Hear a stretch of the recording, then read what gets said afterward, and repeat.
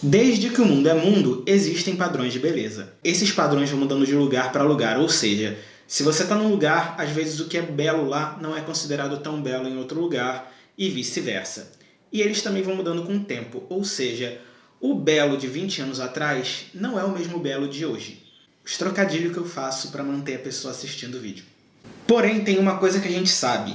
A regra é, esse padrão não importa para onde você vá, não importa quanto tempo passe, são padrões que ficam gravitando em torno de uma estética magra e eurocêntrica, ou seja, branca caucasiana. E esses padrões não são só, eu acho essa pessoa bonita, eu quero beijar ela, aquela pessoa para mim é feia, eu não quero nem perto. Esses padrões influenciam e são influenciados pela propaganda. Eles também influenciam em quem é promovido, em quem é contratado, em quem é respeitado e quem não é. Eles influenciam até na maneira como a história da humanidade é contada. Por exemplo, Jesus Cristo. A gente costuma ver Jesus retratado como um cara branco, de olhos azuis e com cara de europeu, quando na verdade Jesus teria nascido no Egito e ele seria mais ou menos assim. Na comunidade LGBT, especialmente entre os homens cisgêneros, a coisa não é diferente. Na verdade, ela é um pouco mais pesada. No vídeo de hoje, além de falar sobre como funciona esse culto ao corpo padrão dentro da comunidade LGBT, eu também vou falar de quais foram os fatos históricos que contribuíram para esse padrão ser assim tão forte quanto é hoje. A década de 70, que foi logo depois do Stonewall que começou o movimento LGBT, ela foi uma década de muita liberdade, tanto cultural quanto sexual. Nessa época, os LGBT estavam começando a sentir um pequeno gostinho de liberdade, de mais aceitação. As coisas estavam bem melhores do que estavam pré-Stonewall. Até que chegou os anos 80 e logo no inicinho começou a epidemia de AIDS, que começou a matar muita gente.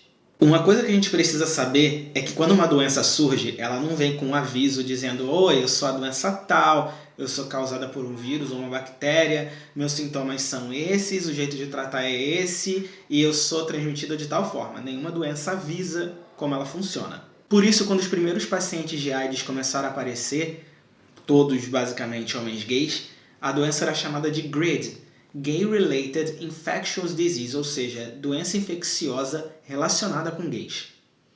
Até os cientistas começarem a entender do que se tratava a doença, o preconceito já tinha voltado a níveis talvez até piores do que antes de Stonewall. Os gays então estavam vivendo numa sociedade mais uma vez ultra conservadora e para sobreviver eles queriam sair desse estereótipo de eu sou doente, porque as pessoas achavam que a AIDS se pegava com toque ou pelo ar e estava todo mundo com medo de pegar, e isso foi usado como justificativa para todo o preconceito. Então, o que muitos gays queriam? Se afastar do estereótipo de gay da época. Surgiram dois grupos.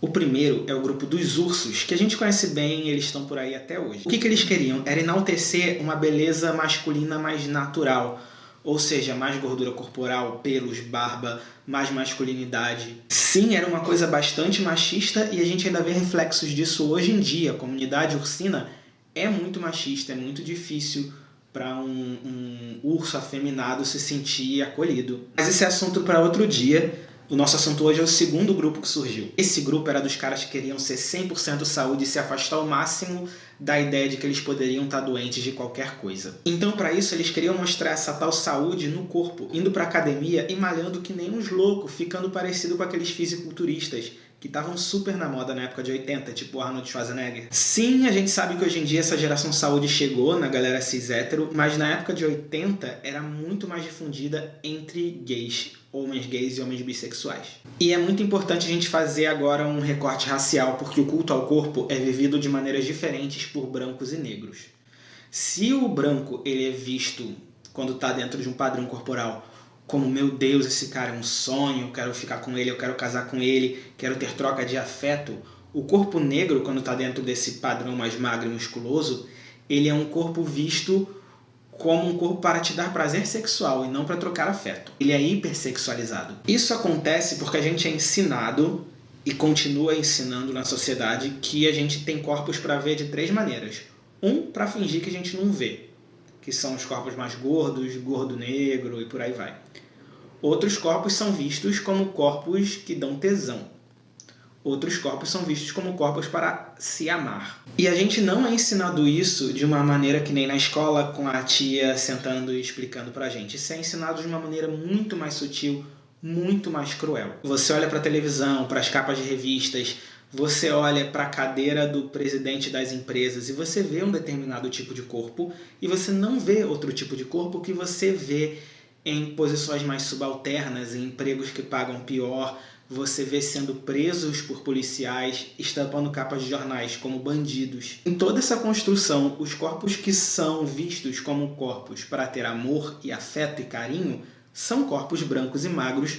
Quanto mais próximos de uma estética europeia, melhor. Lembrando que o culto ao corpo não serve só para as pessoas terem atitudes gordofóbicas e racistas com as outras. Ele também faz um monte de gente ficar doida com esse padrão que é irreal e começar um monte de dieta maluca, começar a usar substâncias que não são boas para a saúde, começar a ficar neurótico e desenvolver transtorno alimentar, começar a se odiar e desenvolver depressão, começar a ver uma pessoa que emagreceu porque ficou doente e dizer, eu precisava ficar doente também para perder uns quilinhos. Ou seja, esse culto ao corpo e aos padrões de beleza só trazem coisas ruins, só fazem fortalecer uma ideia de hierarquia social, só fazem as pessoas se odiar ainda mais. E no fim, servem para ajudar a matar gente preta e deprimir gente gorda. Me diz nos comentários o que você acha disso, como está a sua desconstrução desse mundo que te obriga a gostar de determinados padrões e a seguir determinados padrões. Não se esquece de se inscrever no canal e ativar o sininho para você receber a notificação quando eu lançar um vídeo novo por aqui. E por favor, deixa seu like, porque aí faz o YouTube mostrar esse vídeo para ainda mais pessoas. Muito obrigado por assistir, a gente se vê no próximo vídeo. Tchau, tchau!